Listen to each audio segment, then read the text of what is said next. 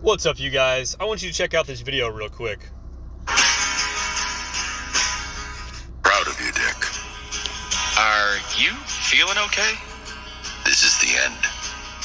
This is the last time we meet. I can't. They're targeting everyone close to me. I won't let them get you as well. I should have protected her, Alfred. She's dead because of me. Alfred, I found Jason. Are you sure you want to do this, Master Bruce? I've got to. It's the only way to protect them. Barbara, Scarecrow manipulated me. I watched you die. He gassed you, Bruce. You don't need to worry about us or feel responsible. We're fighting with you, not for you.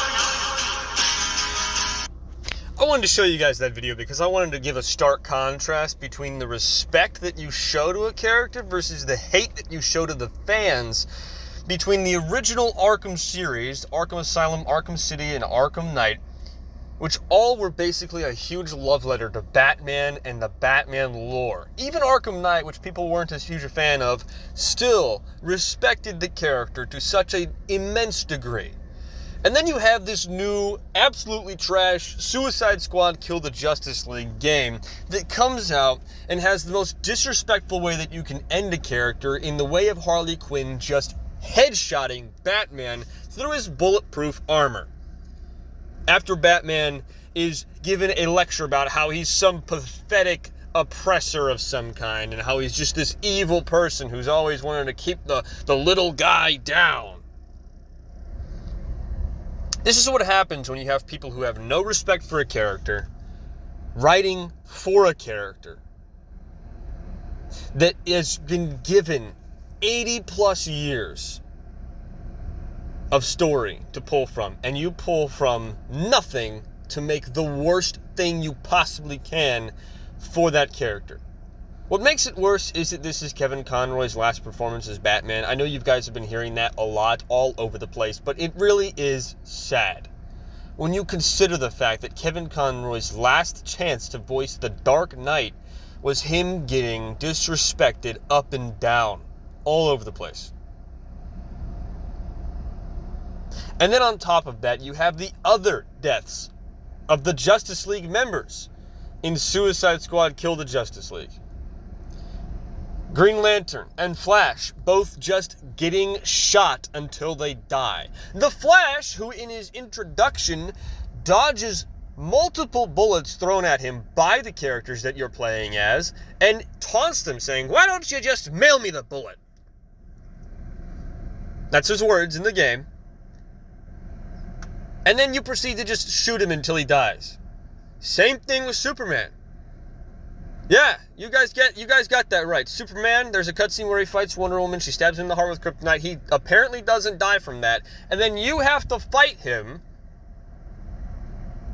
You have to fight him on your own as the Suicide Squad. And you know how you kill him? You kill him with regular bullets. You kill him by shooting him. A man who is faster than a speeding bullet, more powerful than a locomotive. Same thing with Green Lantern. You just shoot him.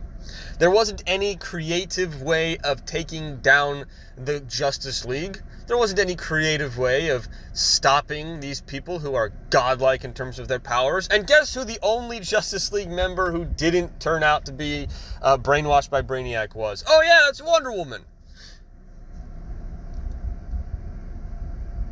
So Suicide Squad Kill the Justice League is a mockery to everything DC fans love about DC Comics. The Justice League, Batman, Superman, Wonder Woman, the Holy Trinity, right? The Holy Trinity of DC Comics. The three main characters that you think of when you think of DC Comics. Batman, Superman, Wonder Woman.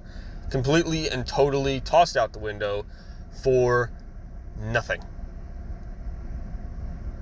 For nothing. For a game that they didn't even have working properly before they released it, because as soon as it went out for early release, they had to pull it an hour later because of network connectivity issues.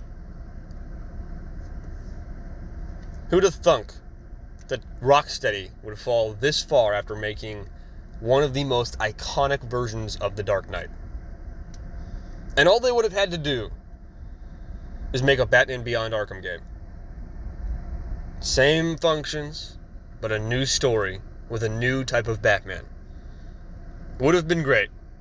Or they could have made a Superman game. And yes, there are plenty of ways to make a Superman game, and the Arkham Knight Batman games, the Arkham Asylum, Arkham City, Arkham Knight, Arkham series Batman games laid out the blueprint for how you could make a successful Superman game with all of his abilities, including X-ray vision in the form of detective vision.